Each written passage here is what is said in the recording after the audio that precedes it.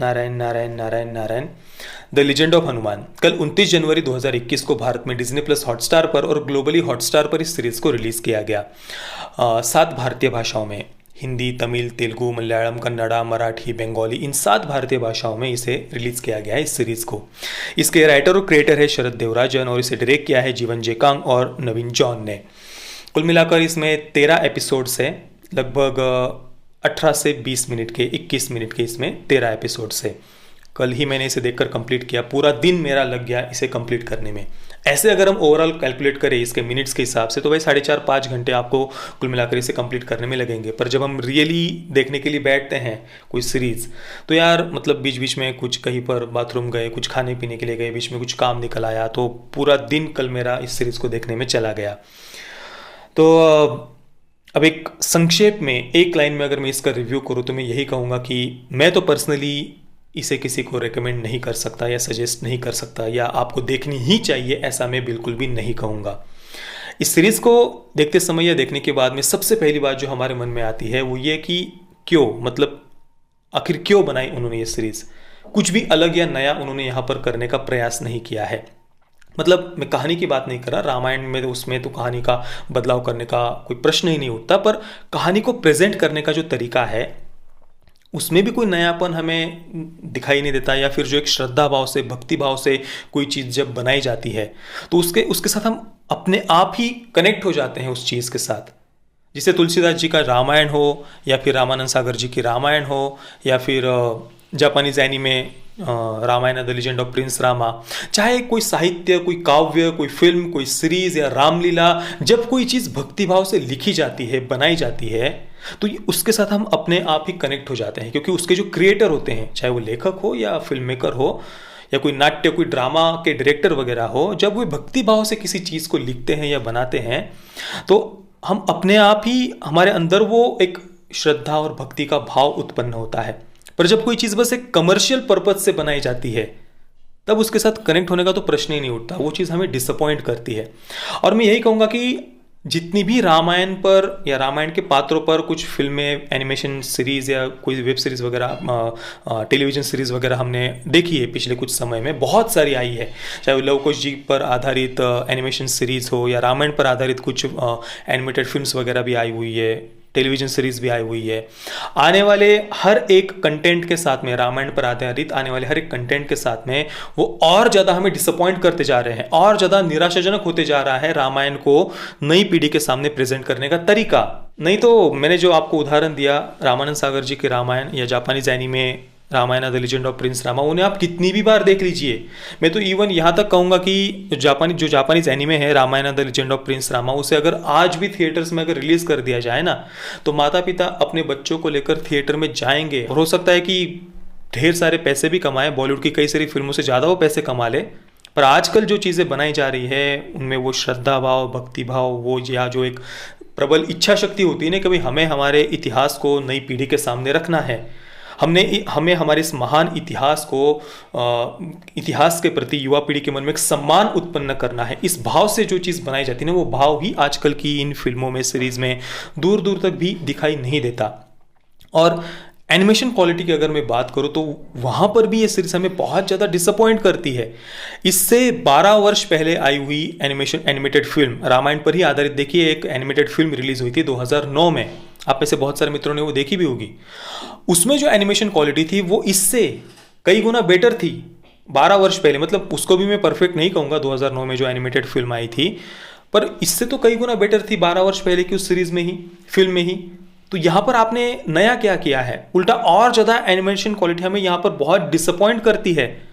Colours में कोई variations हमें, कलर शेड्स में कोई वेरिएशंस हमें दिखाई नहीं देते, सिंगल प्लेन कलर्स आपने यहाँ पर यूज़ किए हुए हैं। इसके अलावा किसी भी सीन को आप देख लीजिए, जो सीन कोई डायलॉग बोल रहा होता है, जो कैरेक्टर कोई डायलॉग बोल रहा होता है, बस वही थोड़ा बहुत मूव करते हुए हमें उसके हाथों के या थोड़े बहुत हैंड मूवमेंट्स वगैरह हमें दिखाई देते हैं।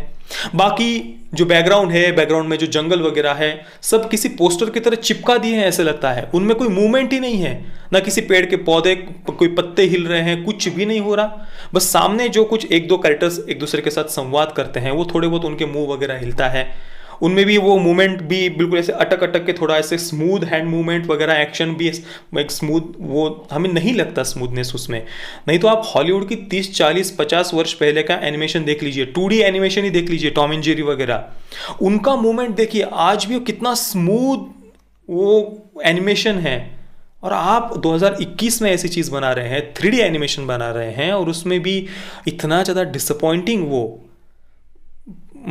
अगर बनाना ही है तो यार कुछ अच्छे बजट के साथ में कोई कुछ इस प्रकार से हनुमान जी के कैरेक्टर को आप प्रेजेंट करिए कि जिसे देखते ही बच्चों के मन में एक श्रद्धा भाव जगे, वो एक उनके मन में अपने आप वो भक्ति भाव जगे।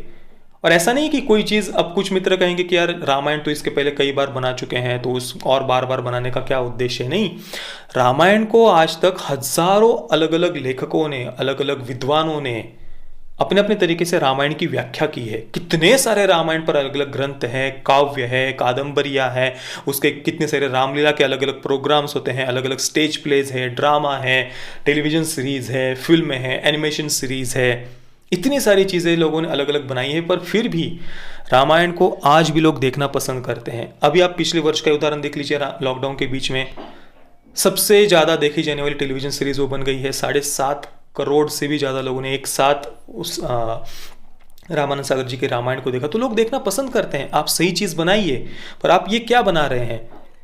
और एनिमेशन क्वालिटी को भी छोड़ दीजिए, थोड़ी देर साइड हम रखते हैं। आपकी इस सीरीज में कोई ऐसा वो भाव अंदर से जगता ही नहीं है, बस एक कमर्शियल पर्पस के लिए आपने बनाई है ऐसे लगता है। जैसे कि नल और नील का कैरेक्टर आप देख लीजिए, क्या बना दिया था आपने, जोकर्स बनाकर रख दिया है नल और नील के कैरेक्टर को आपने। वो कितने बुद्धिमान थे नल और नील। अंगद के कैरेक्टर को जो एक जबरदस्ती आपने जो अड़ियल सा उसको दिखाने का प्रयास किया है, वो बात भी अंदर से हजम नहीं होती। या जैसे हनुमान जी या जो दूसरे जो वानर सेना थी, वे जब सीता मैया की खोज में निकलते हैं तो उनके मन में जो एक राम काज, जो अपने कार्य के प्रति उनके मन में जो सम्मान होता है कि भाई हम सेवा कर रहे हैं प्रभु की, वो एक सेवा भाव हमें उन पात्रों में दिखाई नहीं देता। ये बातें वो व्यक्ति दिखा सकता है कि जो सच में सही मायने में रामायण को समझता है, रामायण के पात्रों को समझता है। इसके अलावा देखिए स्वयं प्रभा का जो पात्र है, वो कितने बढ़िया तरीके से स्वयं प्रभा के पात्र को दिखाया जा सकता था। मुझे अभी भी याद है, मैंने बचपन में आज से 12-13 वर्ष पहले मेरे गुरुदेव के सत्संग में स्वयं प्रभा की कहानी सुनी थी।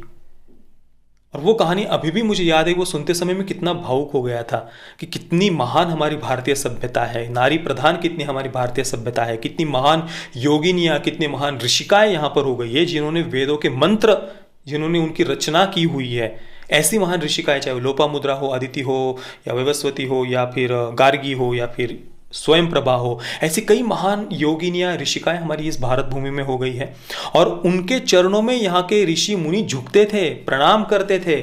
ऐसी नारी प्रधान हमारी संस्कृति रही है। तो आप कितना कुछ उसे कहानी के द्वारा लोगों के सामने रख सकते हैं। पर आपने तो बस इधर उधर की बस बिना मतलब कैसे जोक्स क्रैक करने में वो नल और नील के कैरेक्टर के द्वारा वो डाल दिया है, जो पूरी तरीके से फेक लग रहा था।